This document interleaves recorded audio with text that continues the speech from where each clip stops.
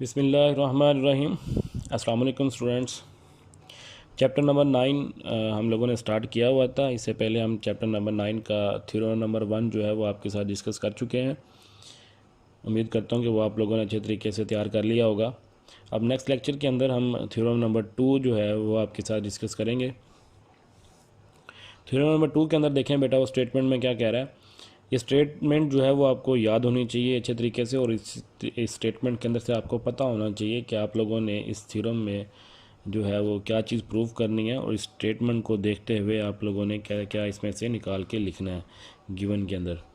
तो बेटा देखें कि स्ट्रेट लाइन, एक स्ट्रेट लाइन है आपके पास, draw from the centre of a circle. आपने एक स्ट्रेट लाइन ड्रॉ करनी है जो कि सेंटर ऑफ सर्कल से होगी। वो लाइन बाइसेक्ट करेगी अ कॉर्ड को, bisect a cord which is not a diameter, वो डायामीटर नहीं होनी चाहिए, ये उन्होंने एक कंडीशन लगा दी है जी। Is perpendicular to the cord.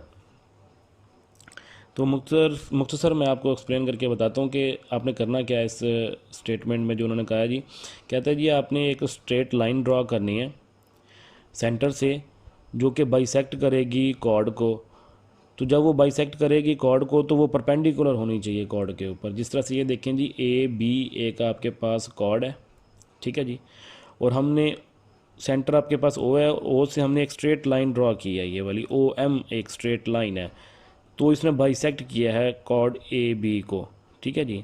अब जो जिस लाइन ने बाइसेक्ट किया है ओ एम ने, वो लाइन कॉर्ड ए के ऊपर, ए बी के ऊपर परपेंडिकुलर होनी चाहिए। परपेंडिकुलर का क्या मतलब है जी, वो 90 डिग्री का एंगल बनाएगी, ठीक है जी। तो और ए बी कॉर्ड के बिल्कुल मिड पॉइंट पे होनी चाहिए। ये चीज़ हमने प्रूव करनी है जी कि जो एक स्ट्रेट लाइन है वो कॉर्ड के ऊपर परपेंडिकुलर होनी चाहिए। तो गिवन के अंदर क्या लिखेंगे जी, M is the mid point, ठीक है जी। हम एम जो है वो मिड पॉइंट ले लेते हैं क्योंकि हमने सेंटर से बिल्कुल स्ट्रेट लाइन ड्रॉ की है। तो स्ट्रेट लाइन जब सेंटर से ड्रॉ करेंगे तो ऑब्वियसली वो कॉर्ड के ऊपर मिड पॉइंट बनाएगी।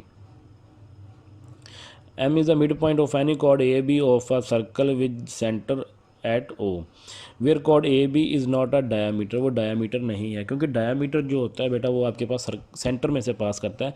तो जब हम सेंटर में से ही स्ट्रेट लाइन ड्रॉ कर कॉर्ड बना लेंगे तो फिर स्ट्रेट लाइन कैसे ड्रॉ करेंगे सेंटर से। तो इसलिए हमारे पास जो है वो सेंटर से पास नहीं होनी चाहिए कॉर्ड जो है। Is not diameter of the circle. To prove ये करना है जी, O M perpendicular to the chord A B. देखें जी, ओ एम जो है वो परपेंडिकुलर होना चाहिए कॉर्ड ए बी के।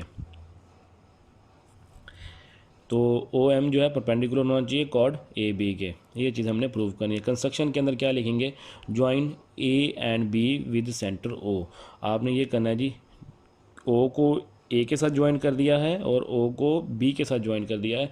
तो ये आपके पास कंस्ट्रक्शन में आ जाएगा। और यहाँ पर आपके पास दो एंगल बन रहे हैं 1 और 2। इसको हमने अपनी मर्ज़ी से कोई नाम दे देंगे।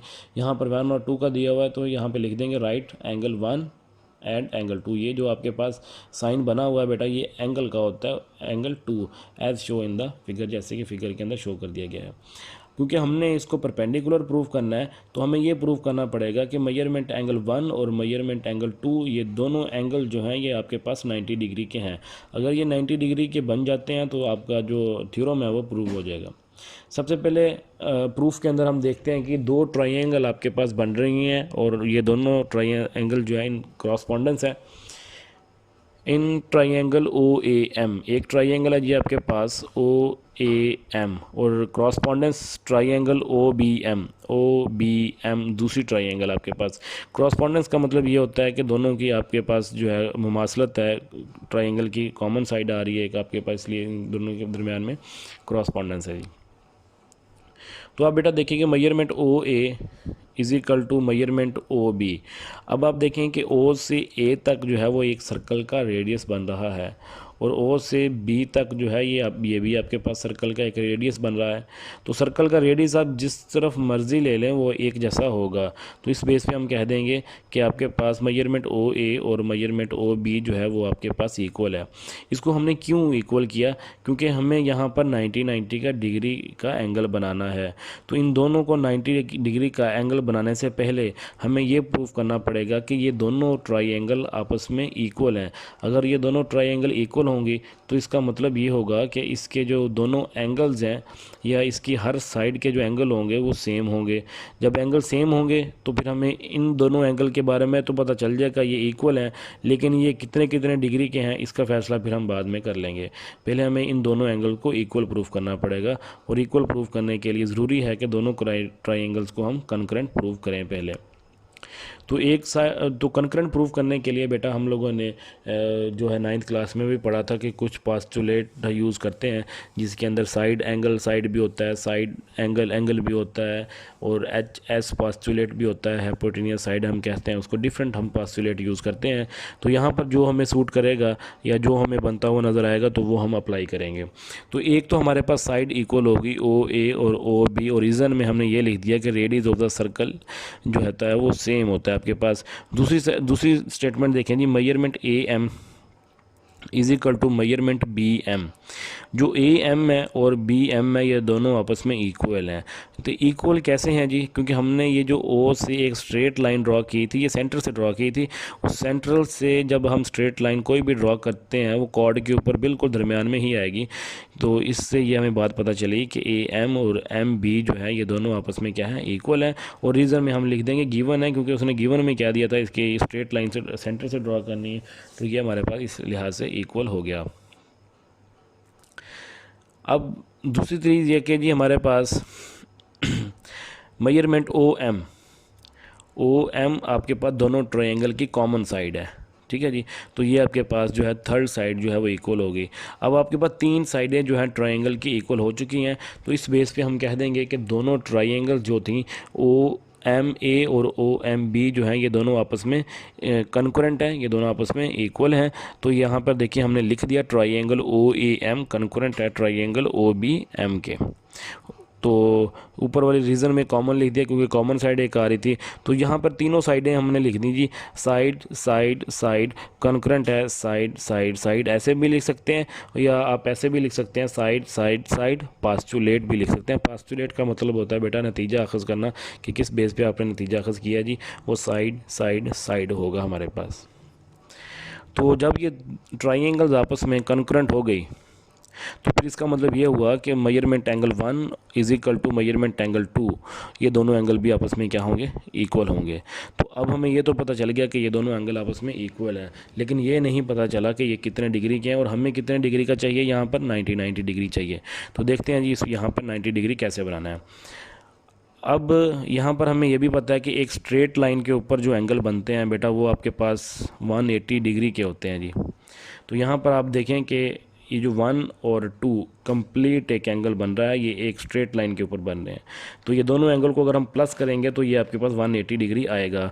जिस तरह से यहाँ पर देखिए measurement angle 1 plus measurement angle 2, तो ये टोटल एंगल जो बन रहा है ए एम बी बन रहा है इज इक्वल टू 180 डिग्री आ जाएगा। अब अगर हम दोनों को हाफ ऑफ करके लिखें, यानी कि हम अगर देखें कि measurement angle 1 is equal to है मेजरमेंट एंगल 2 के, तो यहाँ पर आपके पास आ जाएगा 1 is equal to measurement angle 2, दोनों 90 डिग्री के आ जाएंगे। क्योंकि दोनों 90 डिग्री के होंगे तो 180 आपके पास कंप्लीट होगा। तो यहाँ पर 90 डिग्री आ जाएगा। क्योंकि एक को अगर हम 60 कर दें और दूसरे को हम 120 कर दें तो ऐसा हम कर नहीं सकते, क्योंकि हमने दोनों को बराबर बराबर रखना है, क्योंकि दोनों इक्वल हैं आपस में। अगर ये इक्वल ना होते तो एक को 60 कर देते, एक को 120 कर देते, तो डिफरेंट तरीके से हम इसको 180 जो है वो कंप्लीट कर देते। लेकिन अब हमें जो है दोनों इक्वल हो चुके हैं, इसलिए हमें दोनों को इक्वल करना पड़ेगा। तो ये दोनों 90 डिग्री के हो गए। तो इस बेस पे हम कह देंगे बेटा, तो यहाँ पर रीज़न में क्या लिखेंगे, एडजस्टेंस सप्लीमेंट्री एंगल, क्योंकि सप्लीमेंट्री एंगल जो होता है ये आपके पास बेटा क्या होता है, इक्वल 180 डिग्री के होते हैं जी।